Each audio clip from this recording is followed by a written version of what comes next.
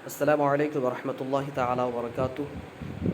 ये देखिए नाज़रीन व सामईन, मेरे उस्ताद गिरामी मुफ्ती साहब क़िबला का ये इत्र है। माशाअल्लाह काफ़ी शानदार दिख रहा है, बहुत शानदार है।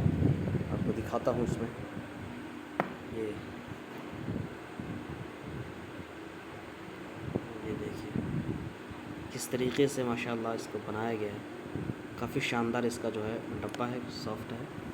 देखिए बहुत खूबसूरत लग रहा है।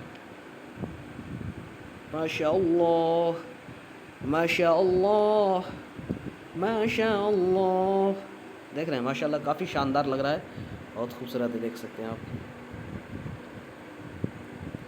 पढ़ने जा रहा था मगर मुझे ये इत्र का डब्बा मिल गया, तो मैं सोचा कि आपको ये दिखाऊं, बताऊं मेरे उस्ताद गिरामी का ये डब्बा है। काफ़ी महंगा इत्र है ये,